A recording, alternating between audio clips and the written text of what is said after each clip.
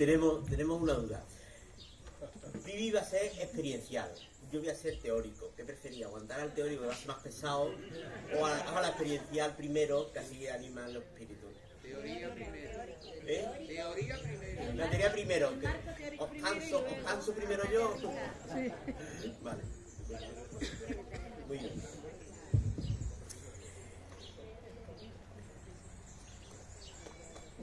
Bueno, ya veis, os han dicho que me han pedido que hable sobre CVX e Iglesia. Lo primero que debo decir, para ser honesto, es que yo no soy un experto en eclesiología, ¿eh? Eso es lo primero. Tampoco soy un experto en espiritualidad ignaciana, aunque haya dado muchas veces ejercicio, pero no soy un experto, por decirlo. Y por supuesto tampoco soy un experto en CVX. Entonces no entiendo por qué me han pedido que venga aquí a hablaros. Pero bueno, es verdad que, por decir algo a mi favor, acompañé durante unos cuantos años como asistente de la comunidad, como asistente nacional, y algunas reflexiones de entonces espero que queden reflejadas en las palabras que voy a decir. Le estuve dando vuelta a cómo voy a hacer la presentación, y de hecho me dediqué a buscar durante unas cuantas semanas toda la producción bibliográfica que había escrita sobre CVX e Iglesia. Es decir, que no hay prácticamente nada. Nada. Es bastante poco. Y casi siempre lo poco que hay trata de relacionar la CVX con el tema de la misión. ¿Sí? Ese es el gran tema. Y cuando hay escrito sobre CVX, de la misma CVX, que produce el malo escrito, establece una relación entre CVX y misión, y en ese entorno habla de la Iglesia. Bueno, por eso al final he optado por una reflexión teórica. Se me ocurrieron tres verbos que de alguna manera os pueden ayudar. La parte experiencial se la dejo a Vivi, que es la que va a hacer. Yo le mandé el texto a Vivi y esta mañana hemos estado comentando, lo habíamos comentado, y dice, no tiene nada que ver en lo que yo voy a hablar con lo que tú vas a hablar. Porque nos estuvimos preguntando para que no nos pisáramos, ¿no? Somos como el aceite y el agua, dos maneras absolutamente diferentes de afrontar el. Entonces, ¿cuáles son los tres verbos? El verbo ser, para describir la vivencia de Iglesia desde la espiritualidad ignaciana, que es la que vive CVX. El verbo estar, para describir vuestro modo de participar en la Iglesia. Y el verbo actuar, para reflexionar sobre la misión en la Iglesia. Esos son los tres verbos, son los tres pasos que os voy a dar en la charla. Bueno, primero sobre el ser en la Iglesia. Para esto me he basado principalmente en un artículo que escribió Diego Molina sobre la espiritualidad ignaciana y el tema Iglesia, de alguna manera. O mejor dicho, sobre San Ignacio e Iglesia. Es donde me voy a basar. El fundamento de la CVX es la espiritualidad ignaciana. Por ello, hemos de ver cómo entendió Ignacio su relación con la Iglesia a partir de su experiencia espiritual. Para entender cómo situarse en esos tiempos que vivió pero mejor dicho, en estos tiempos en los que vivimos nosotros, que son pertenencias líquidas y donde el individualismo tiende a imponerse con mucha más fuerza, será necesario reflexionar y caer en la cuenta de lo que dice Ignacio y a lo mejor aplicárnoslo a nosotros. San Ignacio desde muy pronto aprende que la Iglesia tiene un papel fundamental en el proceso espiritual de los creyentes. Él mismo va a vivir su pertenencia a la Iglesia como una constante en su vida, independientemente de la situación de la misma, que en su época precisamente no era un ejemplo, era una situación de división en la Iglesia, e incluso en la Iglesia que podríamos llamar católica, entonces todavía no era la Iglesia católica, no se había producido, o se estaba produciendo la división, era, por supuesto, nada ejemplar. Estamos hablando de Iglesia-institución, Iglesia-institución. San Ignacio entiende la realidad visible de la Iglesia como vehículo del Espíritu. Por eso establece para la compañía que sea la Iglesia la que disponga dónde debe estar y cuál es la misión que debe tener. Evidentemente, esto no quita el papel que el sujeto tiene para encontrarse con el Espíritu, la criatura con su Creador, que va a decir en ejercicio, para que éste pueda obrar sin mediaciones. Por eso la Iglesia no va a tener el papel de suplantar al Espíritu, sino de objetivar las experiencias del mismo y las elecciones emanadas de esa experiencia del Espíritu. En una persona de espiritualidad ignaciana, la vida creyente se juega, podríamos expresarlo así, en el encuentro con el Espíritu, que rige el proceso transformador de la misma. Se trata de abrirse a la acción divina para que conduzca a la persona concreta.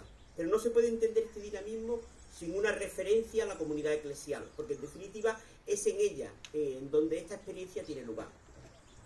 Y las razones son simples. En primer lugar, nuestra fe es participación de la fe de la Iglesia.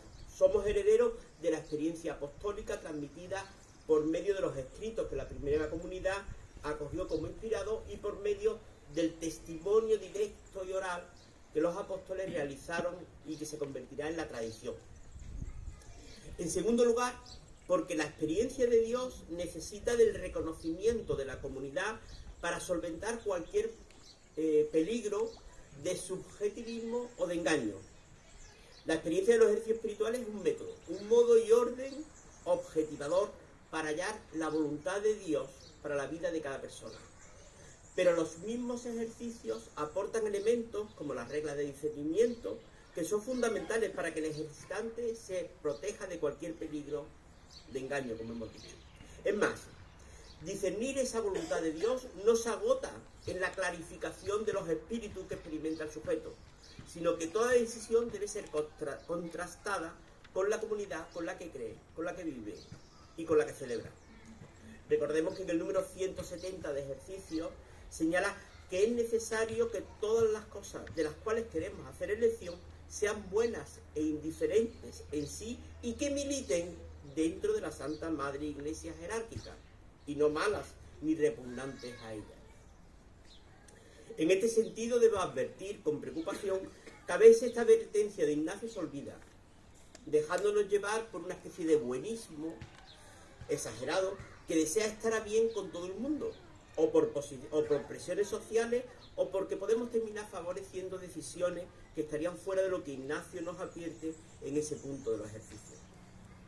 Es verdad que el que elige es el sujeto a partir de las emociones que el Espíritu ha despertado en él, y tras un proceso de discernimiento en el que ha aclarado esas emociones. La Iglesia no establece las emociones, ni pretende suplantar el Espíritu, como ya he dicho, pero sí nos indica el marco de referencia dentro del cual podemos acertar.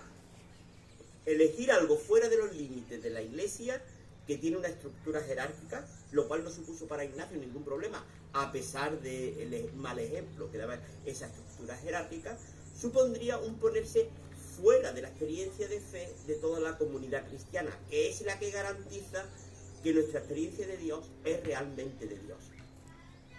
Por otra parte, además del marco dentro del cual hacer elección, la Iglesia tiene otro papel, que es el de objetivar la acción del Espíritu en el sujeto y confirmarla y asumirla en caso de que sea productiva para toda la comunidad. Esto es muy importante para toda la dimensión de misión que vive la CQX, de la que, como he dicho, hablaré más adelante. Así lo vivió Ignacio en su experiencia en Manresa.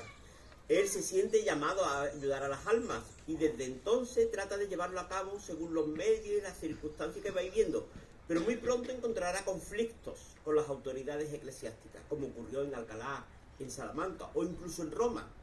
Ignacio siempre va a aceptar las decisiones de la Iglesia, pero también hemos de reconocer que ello no anulaba su búsqueda personal de la voluntad de Dios.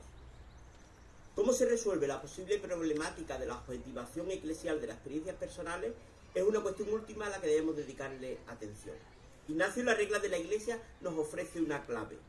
En concreto en la regla 13 dice: debemos siempre tener, para en todo acertar, que lo blanco, que yo veo creer que es negro, si la Iglesia jerárquica así lo determina, creyendo que en Cristo nuestro Señor, esposo, y la Iglesia su esposa, es el mismo Espíritu que nos gobierna y rige para la salud de nuestras ánimas, porque por el mismo Espíritu Señor nuestro nos dio los 10 mandamientos, es regida y gobernada nuestra Santa Madre Iglesia. Si nos fijamos con atención en lo que acabamos de escuchar, hay una triple manifestación del Espíritu: en Cristo, en la Iglesia y en cada uno de nosotros. La clave de esta acción del Espíritu es que no puede destruir la comunión entre todos los participantes y que su manifestación es para la salud de nuestras ánimas. Respecto al primero, que es el que nos interesa aquí, debemos señalar que para Ignacio la comunión es fundamental. Él cree que no se puede hacer una elección en todo acertada si ésta supone la ruptura con el cuerpo de la Iglesia.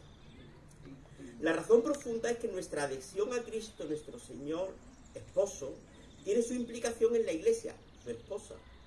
La triple manifestación del Espíritu en Cristo, en la Iglesia y en cada persona debe quedar enmarcada en la comunión. No debe de haber entre ellas fisuras, al ser el mismo Espíritu. En el discernimiento, las tres vertientes han de estar en una especie de dialéctica dinámicamente engarzada, sin primar una con la consiguiente anulación de alguna de las otras, o de las dos restantes. La Iglesia es la comunidad salvífica y objetivadora, el nosotros frente al yo personal. Y la salvación de todo creyente va a estar, por tanto, enmarcada en un cuerpo, con todas las consecuencias relacionales y estructurales que esto lleva consigo. No podemos caer en la tentación de absolutizar alguna de sus manifestaciones en detrimento de los demás. Y en esto dice Diego Molina: si nos quedásemos solo con su manifestación en Jesús, que encontramos en la Sagrada Escritura, destruiríamos su acción personal, existencial e histórica, la tradición eclesial, quedando de alguna manera el espíritu inoperante y dejando de ser un don sorprendente que se nos da ahora. Pero si solamente nos quedásemos con la experiencia personal, nos encerraríamos en el individualismo frente a la comunión eclesial y en el subjetivismo contra la función objetivadora de la Sagrada Escritura. Pero si exclusivizásemos su manifestación eclesial, la ineludible, concreciones institucionales de toda comunión, extinguiríamos al mismo espíritu y nos cerraríamos a la continua llamada a la conversión de y a en Jesús, al que nunca seguiríamos plenamente. La absolutización de una de las manifestaciones nos llevaría a una situación sin salida. Si es su manifestación en la revelación, en su manifestación en la revelación, caeríamos en el fundamentalismo. Y si es en su manifestación a través de la Iglesia jerárquica, caeríamos en el integrismo. Y si es en su manifestación personal, caeríamos en el iluminismo. Y ninguna de las tres deberíamos de caer. Con todo, debemos señalar que entre Cristo y su Iglesia no hay una identificación, sino un misterio de compromiso esponsal.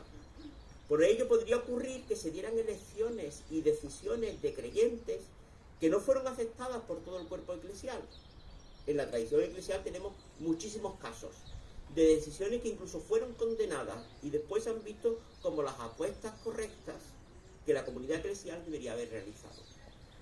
Siendo esto así, la postura de Ignacio es que si el acierto en nuestras búsquedas personales necesita los consejos del buen espíritu, tal como indica la regla de discernimiento, en nuestra dimensión comunitaria el mantenimiento de la unidad juega un papel destacado, de tal modo que si provocamos la ruptura, no hemos acertado.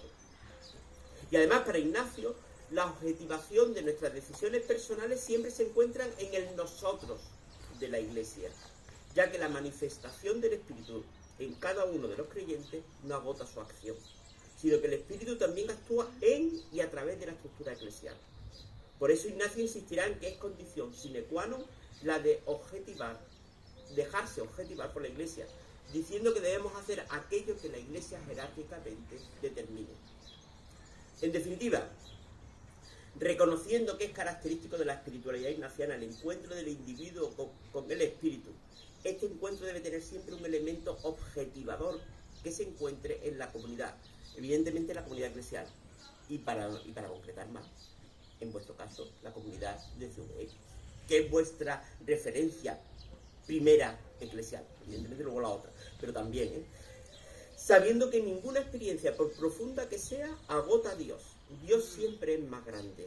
Puede ocurrir que a nivel personal se vea una moción y a nivel eclesial otra, pero para San Ignacio la última palabra es la de la Iglesia. De ahí su importancia como elemento objetivador de nuestras decisiones. Paso al segundo verbo. Esta es un poquito más larga, estas van a ser más breves. Avancemos aquí a un segundo aspecto que nos ayuda a valorar la relación entre CVX e Iglesia. Tomo como referencia el verbo estar para indicar el modo de vivir como miembros de comunidad laical en la misma. Por ello tomo como referencia un texto, el documento Christe Fideli Laici, fundamental para comprender el papel de los laicos en la Iglesia. En esa exhortación apostólica, en el número 30, se proponen unos criterios de eclesialidad que son como los cauces profundos en los que juega el desarrollo fecundo del interior de la Iglesia. y la fuerza del impacto misionero en el mundo de cualquier asociación. Es decir, son como criterios para establecer si una asociación es eclesial o no es eclesial. Voy a recorrerlo y voy a hacer unas reflexiones a partir de ese recorrido. El primer criterio que pone ese documento, en el número 30, es el primado que se da a la vocación de cada cristiano a la santidad y que se manifiesta en los frutos de gracia que el Espíritu Santo produce en los fieles. Es literalmente la cita. Este criterio es una invitación para calibrar cómo la VX ayuda al crecimiento hacia la plenitud de la vida cristiana y a la perfección en la caridad de cada uno de sus miembros. Este criterio pregunta hasta qué punto la comunidad favorece y alienta una unión más íntima entre la fe y la vida concreta de sus miembros. Se espera que quienes participan en la comunidad sean testigos de Jesucristo hoy, aquí y ahora, con la convicción y fuerza de tantos cristianos y santos que nos han precedido. Para todo cristiano esto pasa por el encuentro con Jesucristo, fuente de toda santidad y fuente inagotable de la eficacia apostólica, del servicio a los hombres y al mundo. De la santidad nace toda auténtica renovación de la Iglesia. En CVX es fundamental para ello la experiencia de ejercicios.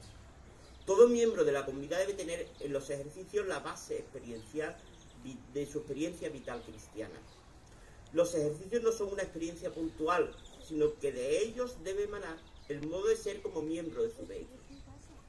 Por ello es necesario volver a ellos con frecuencia, porque es lo que sostiene su vida de fe.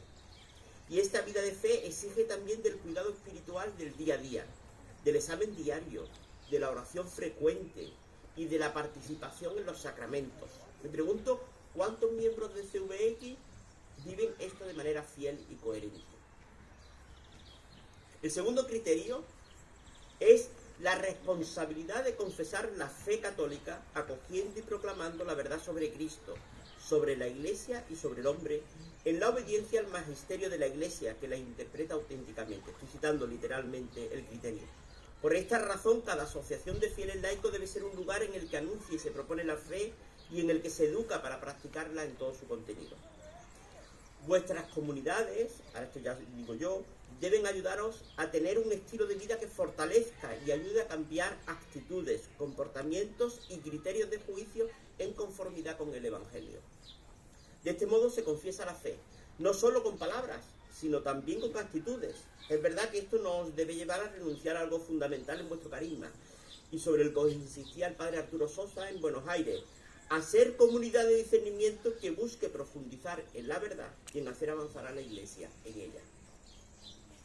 El tercer criterio para discernir la eclesialidad apunta a que las asociaciones sean signos de comunión y unidad a imagen de misterio trinitario. La comunión que se viva en ella solo será realidad evangélica si se centra en la Eucaristía, si se nutre de la palabra de Dios, si se reconoce al Papa y a los obispos como garantes y servidores de esa unidad. La comunión se manifiesta en la unión y amistad que se genera entre los miembros y en la disponibilidad a colaborar con otras instituciones eclesiales y formas asociativas. Comunión que se realiza y enriquece acogiendo la pluriformidad de carismas y vocaciones. Comunión que es el don más precioso que Dios da para la conversión de las personas y la transformación del mundo. ¿Cuál es vuestro grado de comunión entre vosotros y con la Iglesia? ¿En qué medida cada comunidad se siente llamada a participar en la vida de la Iglesia local? Pregunto. Un cuarto criterio, que es el de la participación en el fin apostólico de la Iglesia. La CVX como asociación tiene clara su llamada al dinamismo misionero. Eso no hay ninguna duda. Eso es lo que tenéis más claro de todo. La espiritualidad ignaciana es una espiritualidad de misión, la cual es su principio y fundamento. Este compromiso con la misión nace de la misma experiencia de los ejercicios espirituales, de la contemplación del Rey Eternal y de bandera, pero en un sentido último nace de la contemplación de la encarnación, en la que las tres personas divinas escuchan el clamor de su pueblo y deciden la misión del Hijo como realización de su designio de redentor del género humano. El Hijo, el enviado, es el Rey eterno que ha hecho la llamada a todos y a cada uno en particular, expresándole la voluntad de conquistar el mundo. La misión viene de Cristo mismo, que invita a unirse a Él para hacer avanzar el reino hacia la plenitud. La CVX se siente llamada a situarse cito literalmente, en el corazón mismo de la experiencia del mundo y recibir plenamente el don de Dios. El modo por excelencia de ser iglesia en CVX es mediante su compromiso con la misión de Cristo, que es la de la iglesia. Como comunidad, la CVX debería sentir ese mismo ímpetu misionero que llevó a exclamar a San Pablo: ¡ay de mí si no proclamo el Evangelio! El quinto criterio de discernimiento y el último de la eclesialidad de las asociaciones es comprometerse en una presencia en la sociedad humana que a la luz de la doctrina social de la Iglesia se ponga al servicio de la dignidad integral de las personas. La CVX expresa en sus documentos que siente una especial llamada a abrirse en espíritu de comunión fraterna a los pobres, a los marginados, a los excluidos y a cuantos en la Iglesia y en el mundo están necesitados de ayuda y de apoyo, compartiendo con ellos sus propios bienes y adoptando esta actitud como parte de su estilo de vida. Os debéis preguntar si sois fieles a vuestros documentos, si trabajáis por mejorar las estructuras de relación entre las personas, los pueblos y las naciones, y si lo hacéis confiando en la potencia de la resurrección de Cristo, Señor de la historia, y con la iluminación del patrimonio de la doctrina social de la Iglesia. Tercer verbo, actuar en la Iglesia. El Vaticano II supuso un cambio eclesiológico que de manera particular afectó a los laicos. La idea de iglesia como pueblo de Dios, concebida como comunidad en la que todos son miembros vivificantes del cuerpo de Cristo, se ha ido abriendo camino en estos 60 años, desde el Vaticano II, aunque en algún momento dé la sensación de que retrocedemos, con ciertos repuntes de clericalismo. Este es un proceso que no se puede parar. Ahora estamos dando paso hacia una realidad nueva, la sinodalidad, que no sabemos hasta dónde nos va a llevar. Hemos de avanzar en recuperar lo que fueron las primeras comunidades, que se entendían como un solo cuerpo en el que cada órgano tenía su función propia. Es decir, que cada cristiano, en virtud de su vocación, debe sentir que tiene un lugar propio en la Iglesia. Ello implica asumir una responsabilidad en la participación en la misión de la Iglesia, como nos recuerda justamente el documento de antes, la exhortación apostólica Christi Fideles Laici, que digo literalmente: en razón de la común dignidad bautismal, el fiel laico es corresponsable, junto con los ministros ordenados y con los religiosos y las religiosas, de la misión de la Iglesia. La clave para entender qué significa para vosotros esto, como miembros de CVX, está formulado en el número 8 de los principios generales. Cito: como miembros del pueblo de Dios en camino, hemos recibido de Cristo la misión de ser sus testigos entre los hombres por medio de nuestras actitudes, nuestras palabras y acciones, haciendo propia su misión de dar la buena noticia a los pobres, anunciar a los cautivos la libertad, dar la vista a los ciegos, liberar a los oprimidos y proclamar el año de gracia del Señor.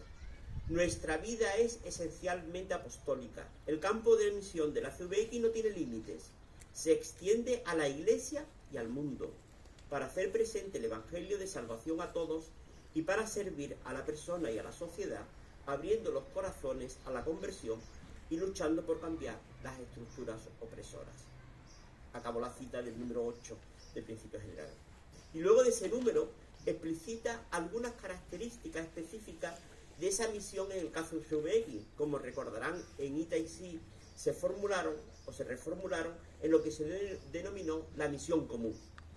Pero debemos recordar que esta misión la debe vivir la CVX como iglesia, no solo en la iglesia, porque es el modo en el que se hace pueblo de Dios y se vive como inseparables la comunión y la misión.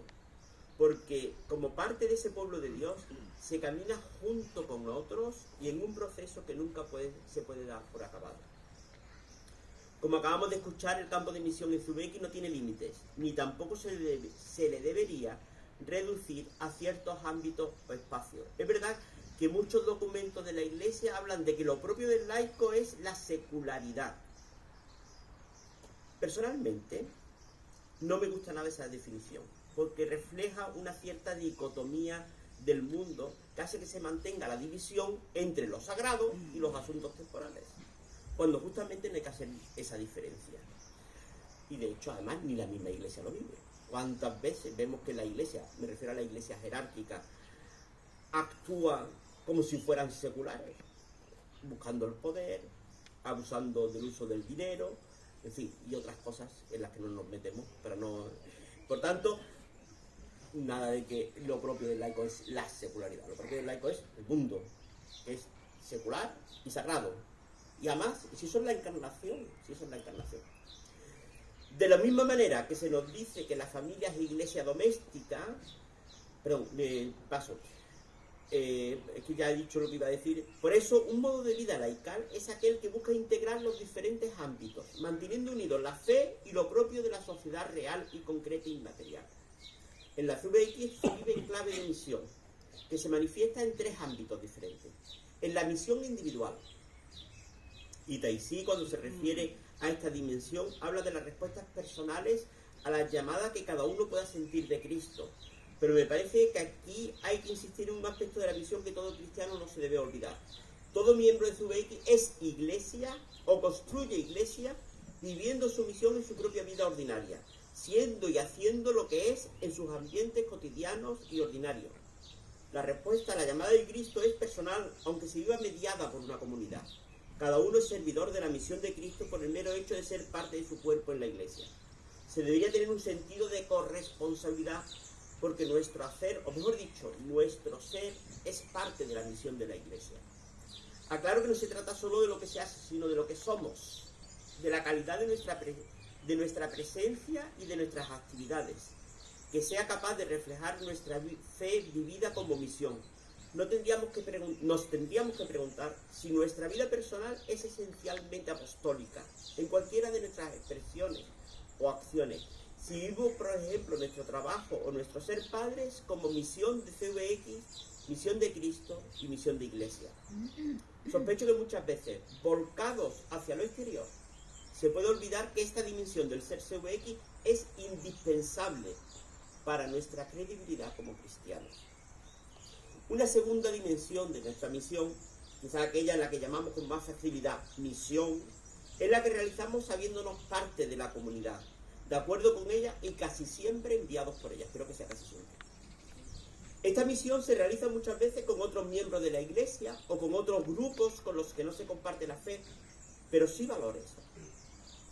Normalmente es una misión más compleja, que muchas veces exige de estructuras que faciliten la proyección y la sostenibilidad del trabajo. De hecho, recientemente habéis discernido cómo crear esa estructura que os ayuden en aquellas misiones que dependen directamente de la CVX. Creo que lo importante es caer en la cuenta que sea cual sea vuestra misión en este ámbito, lo importante es recordar que vuestro actuar es actuar de la iglesia.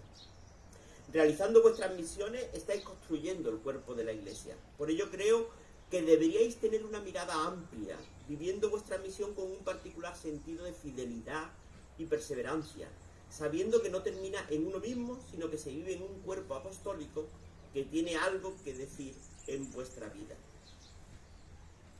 En los últimos años, y voy al tercero, se ha ido formulando una nueva dimensión que venía ya sugerida en documentos como nuestra misión común, pero que se ha ido desarrollando recientemente de modo particular en la medida que se ha avanzado en la idea de cuerpo apostólico y en la idea de misión compartida. Me refiero a la colaboración con la Compañía de Jesús. En palabras de un ilustre miembro de CVX, José Reyes, la relación con la Compañía de Jesús, estoy citándole literalmente, es una cuestión de lealtad, estoy barriendo para casa, de coherencia, de cariño, de eficacia, vinculada a lo mejor de nuestra tradición compartida. Esto lo dice José Reyes. Es un asunto de iglesia, del aporte que hacemos al cuerpo de Cristo desde la gracia que compartimos, la dinámica de los ejercicios espirituales. Acabo la cita. En mi opinión, digo yo, la clave de esta colaboración de dos cuerpos apostólicos es el carisma compartido. Es verdad que todavía es un reto la clarificación por parte de ambos. Por un lado, la Compañía de Jesús necesita reflexionar y reformular, o formular, casi mejor, qué significa para ella misión compartida. Es algo que no tiene todavía resuelto, no lo tenemos resuelto, ¿eh? Por lo que da lugar a que se mueva entre el temor a la pérdida de identidad, de nuestra identidad religiosa, y el buenismo exagerado, que se va al extremo de considerar que todo el que realiza una tarea en las obras de la compañía, con cierto compromiso, ya está realizando misión compartida. Y eso tampoco es. Pero por otro lado, la CVX, con perdón, tiene que ser consciente de que su colaboración es con un cuerpo apostólico independiente, con el que comparte carisma, pero no sois los hijos que vienen a sustituir al padre que se ha vuelto viejo y limitado. Tampoco es eso. Y me perdonen ahí un poquito la expresión.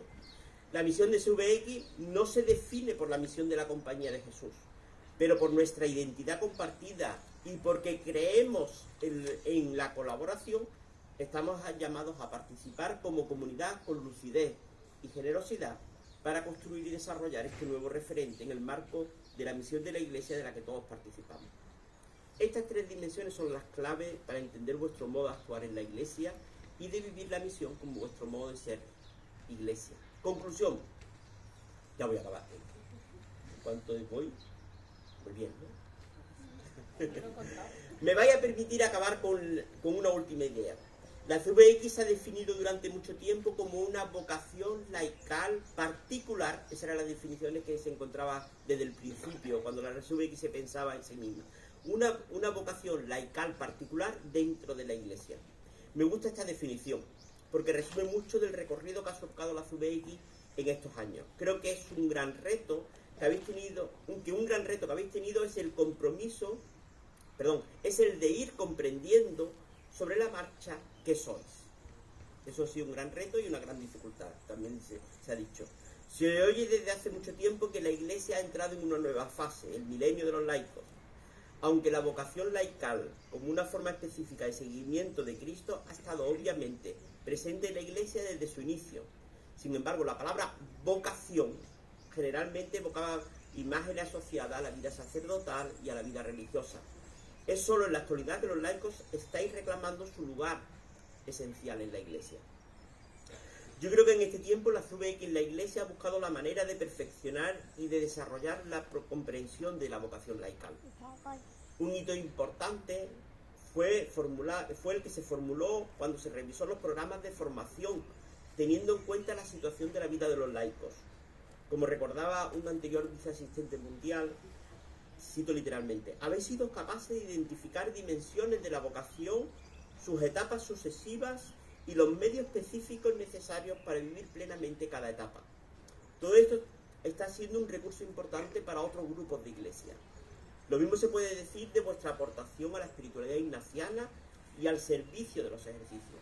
Y por supuesto, al discernimiento, hasta para la compañía, y de modo particular al discernimiento en común a través del DAE.